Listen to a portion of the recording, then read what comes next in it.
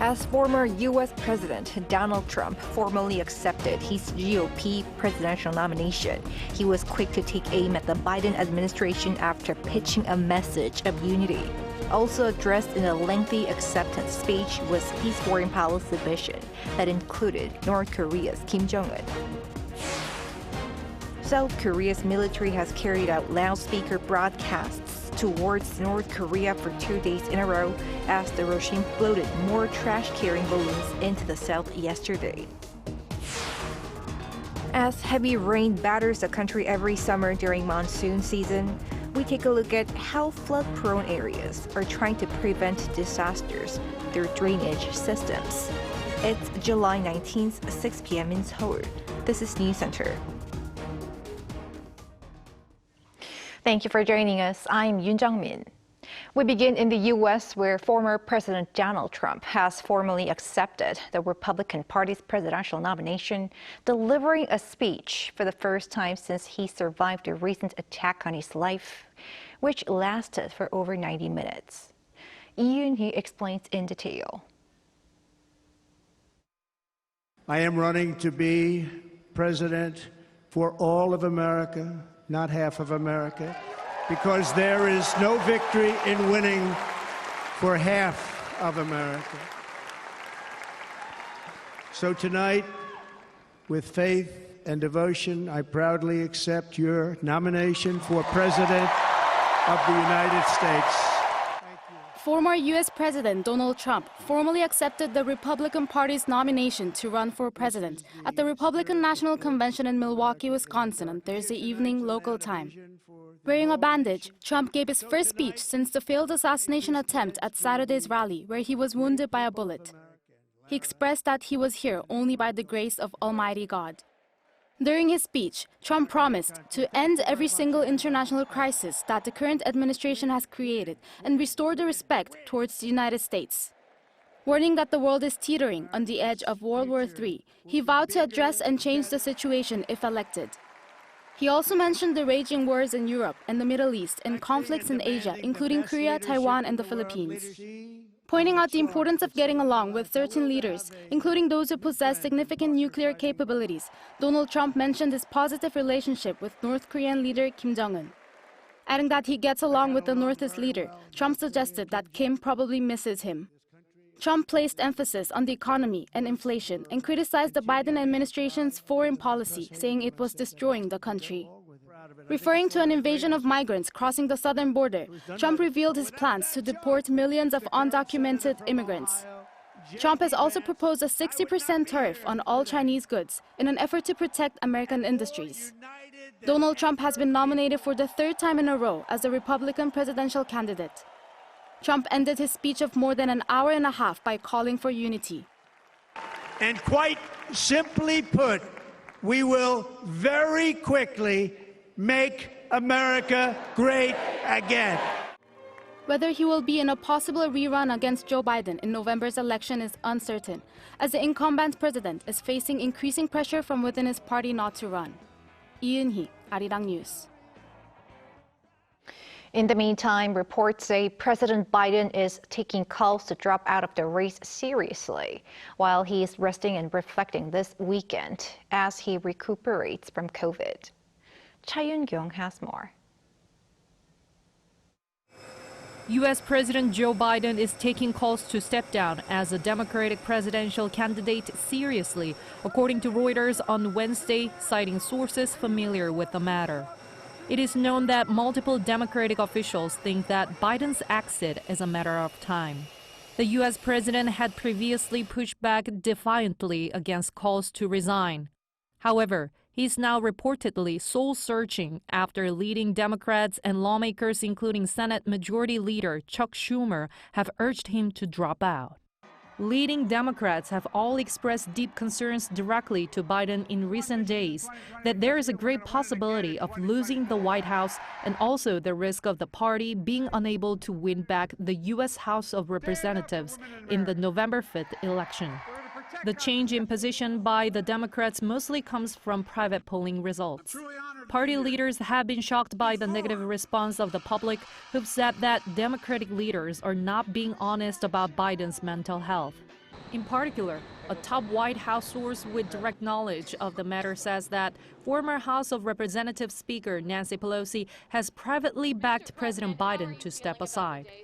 Dan Mellison, a public policy professor at the Pennsylvania State University, says these calls for Biden to step down probably mean the Democratic leaders have been unable to convince him in private.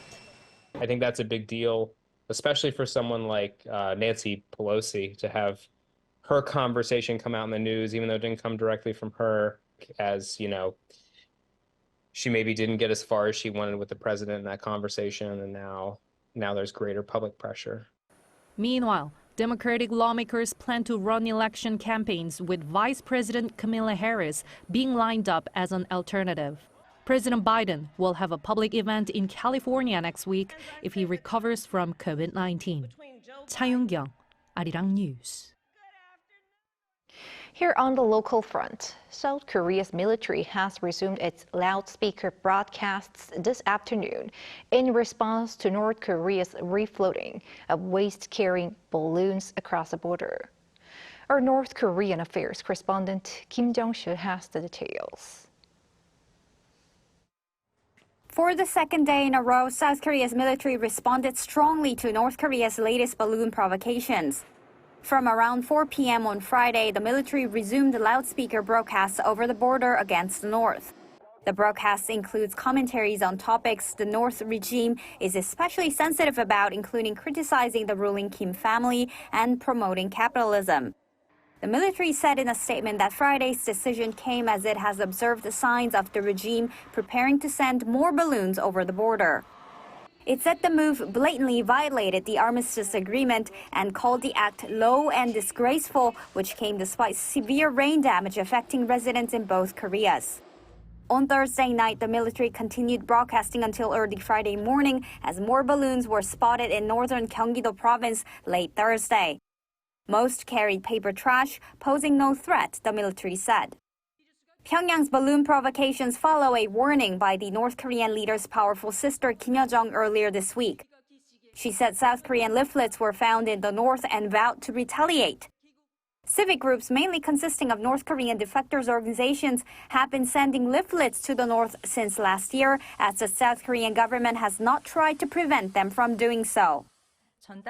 We're approaching the issue of distributing leaflets in consideration of the Constitutional Court's decision ensuring freedom of expression. The government maintains close collaboration with relevant agencies and is committed to managing the situation effectively. Some experts say Seoul may need to reevaluate the situation. There's a need for the government to reevaluate the situation of condoning the distribution of leaflets by some North Korean defectors organizations to protect the lives and safety of the border residents and also to ease tensions on the Korean peninsula. Kim Jong-sil, Arirang News. Heavy rain sweeping through central South Korea this week has caused widespread damage to homes and left many people in need. From Tuesday to 6 a.m. Friday, 455 houses were flooded in 11 cities and provinces nationwide, and around 2,000 residents had to be evacuated, with nearly half of them still unable to return home. In Jeollanam-do and Gyeonggi-do provinces, farmland equivalent to around 900 football fields were submerged. Paju in northern Gyeonggi-do province recorded the heaviest rainfall as of 5 a.m. Friday, with a total of 640 millimeters, while about 280 millimeters fell in northeastern Seoul. With the monsoon season likely to hit its peak this week, our correspondent An Sung-jin went out to see how flood-prone areas are looking to prevent damage. Water sweeps through the streets. It soon fills every inch of the road, taking with it any object in its way, even people. That's the road where a man died. The intersection heading down that way. Water reached up to my shin while I was working, so most of the stores in the basement saw damage. I couldn't go home because the entire area was flooded. This is a glimpse of what happened 2 years ago when heavy rain swept through, blocking off buildings and roads, causing chaos. Since then, people in the area fear that the same thing will happen again. That manhole cover bounced off. We were so surprised. Then whenever it rains, it starts to stress me out. I still have a trauma from then. Now the janitor brings out the water barrier to make sure that rain doesn't leak into restaurants and buildings. Some experts say the geographical layout is a factor as the area is low-lying. But one professor says that there is another crucial during times of heavy downpours. As I said, if there is a problem with the drainage system in the city, and if it's left as it is, the same problems will occur every year. If leaves or trash gets clogged up, it needs to be cleaned out quickly by local district offices. 2 years ago, this area of Gangnam-gu district in capital Seoul saw massive damage from flash floods. Every year, flood-prone areas of the city face some degree of damage. How are cities trying to prevent this through an effective drainage system? There are many ways to keep the city's drainage system working and protect people's lives when flooding starts. For instance, local business owners like pharmacist Kim Young-nan would head out to the storm drain in front of her shop to make sure that it wasn't clogged. If the storm drain is covered, the area becomes more flood-prone, so it needs a lot of attention. Especially during the summer when it rains a lot, Kim says she puts extra effort to make sure. It only takes a minute or two, and just a little bit of attention can reduce the damage. I started to help out to prevent further flooding. Just like her, the district of Newongu cooperates with more than 2,000 different business owners to keep the storm drains clean by appointing them as protectors. Previously, it would take 2 to 3 days for us to go around and check the drains. Now, with the help of these people, from receiving the report to fixing it can be done within a day. These people have volunteered to help take care of these storm drains. They also added QR codes for each of the drains in the district to establish a more organized system to report any that aren't functioning properly. On average, around 20 reports come in daily. According to the National Disaster Management Research Institute, if the storm drain is covered even slightly more than half, the possibility of flooding doubles. Water can often spill out from manholes with the covers floating away. To prevent casualties, cities have implemented a preventive system. This metal plate, which can hold up to 400 kilograms, ensures that nobody falls through the manhole. These efforts are crucial, especially as South Korea this summer is looking to see one of its worst rainfalls yet, with 50% more precipitation compared to last year. It's not necessarily that this year is the worst. Every year we may see stronger and stronger rain. If we look at the pattern for this year, the sea temperature around the peninsula is high, which constantly creates vapor, and there is an influx of low-pressure air from the west which clashes and creates rain clouds. Meteorological predictions are difficult to make. No matter how many times we check weather apps, weather forecasts are rarely precise. What's important is keeping track of what's happening in real time and responding with proper measures. An Sung-jin, Arirang News.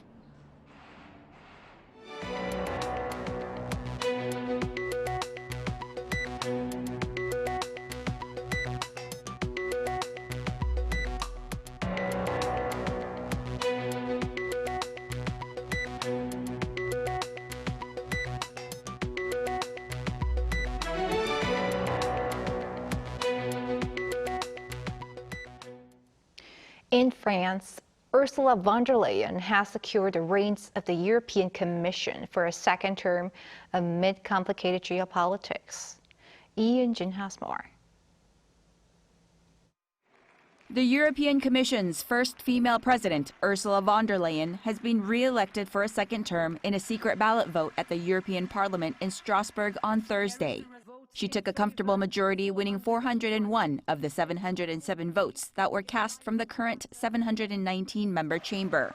She said the next 5 years will define Europe's place in the world for the next 5 decades, and that it will decide whether Europe shapes its own future or lets it be shaped by events or by others. We are working all together for a strong Europe. We're working on the topics of prosperity and competitiveness in our economy, social fairness because we have a social market economy, We're working on protecting people, so security and defense, but the most important is the overarching topic of strengthening our democracy. Our democracy is under attack from inside and from outside, and therefore it is crucial that the democratic forces stand together to defend our democracy. Addressing Parliament before the election, von der Leyen vowed to create a true European defense union with flagship projects on air and cyber defense, and to continue to support Europe's green transition. She laid out a program focused on prosperity and security, shaped by the challenges of Russia's war in Ukraine, global economic competition, and climate change. Von der Leyen also promised tighter EU border controls and stronger police cooperation against crime. But it won't be until October at the earliest that a new EU Commission will be ready to propose new laws and change existing ones. In the coming weeks, von der Leyen will propose her team of commissioners coming from each of the 27 EU member states. National governments are expected to put forward their candidates by early August, which will begin the months of hearings and the questioning of nominees for conflicts of interest, as the full College of Commissioners then need to be endorsed by Parliament. 이은진, Arirang News.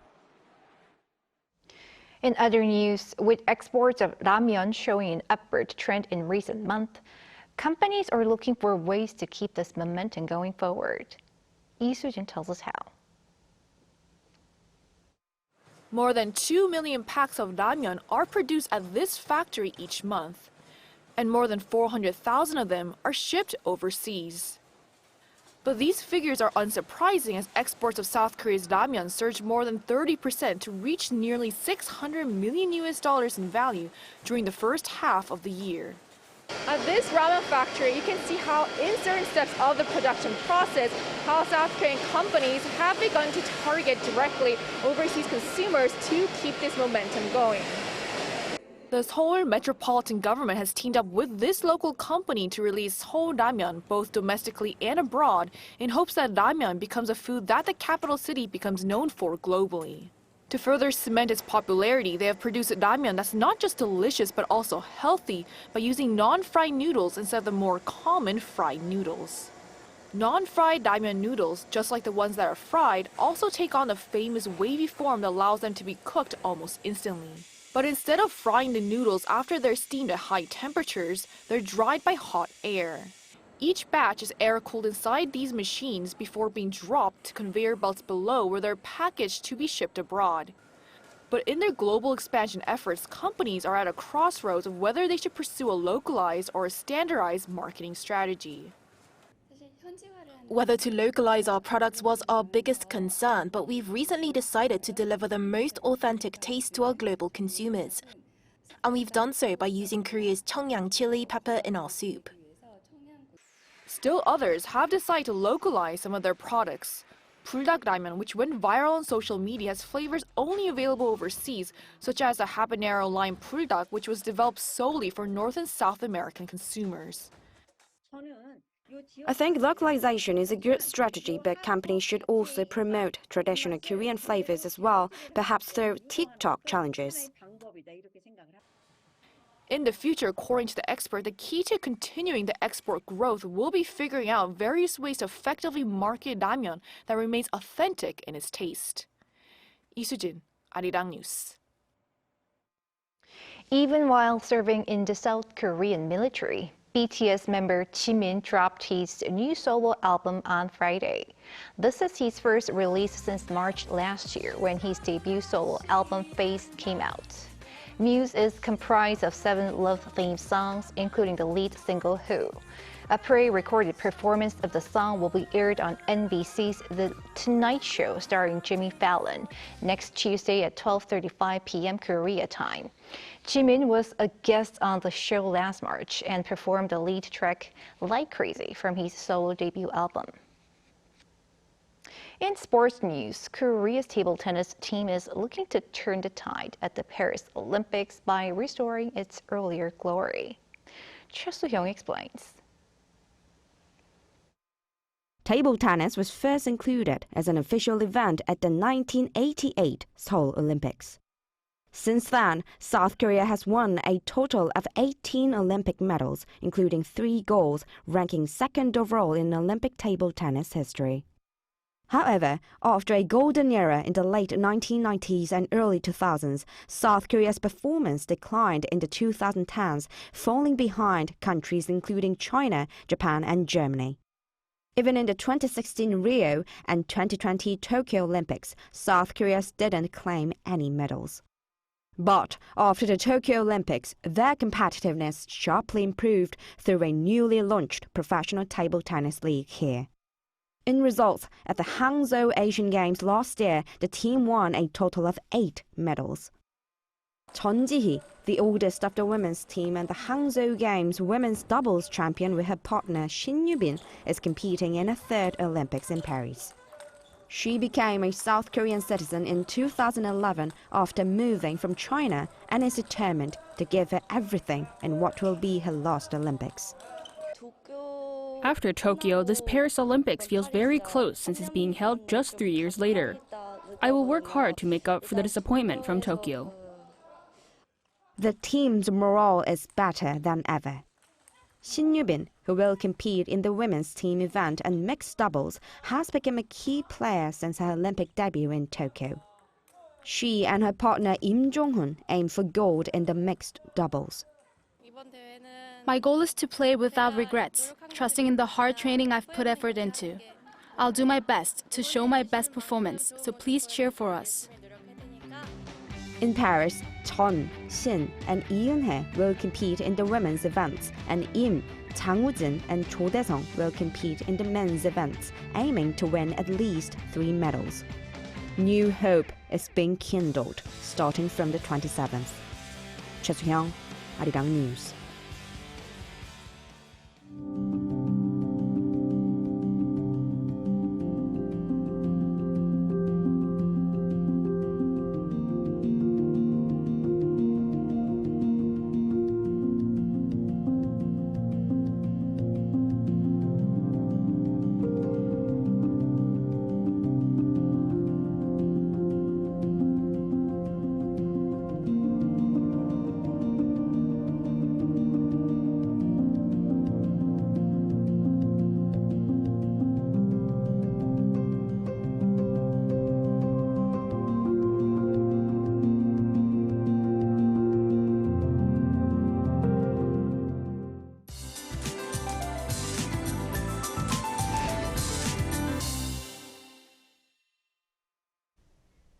In most inland areas, the monsoon rain has subsided and a heat wave has appeared. However, from tomorrow, up to 150 millimeters of water bomb rain is predicted to hit the country. Up to 50 millimeters per hour is expected in the Seoul metropolitan area and Chungcheongdo provinces, and up to 30 millimeters per hour in southern inland areas. Up to 100 millimeters is predicted in Seoul. With a lot of rain recently, the ground has become very weak. Currently, the landslide crisis warning is at alert level in the Jeollado provinces and Gyeongsangbuk-do province. Please pay attention to any landslide damage. The morning will start off in the mid-20s tomorrow in most areas. Highs will move up to 27 in Seoul and Chuncheon, Gyeongju and Jeju, 33 degrees. Rain will continue next week. That's for Korea. Here are the weather conditions around the world.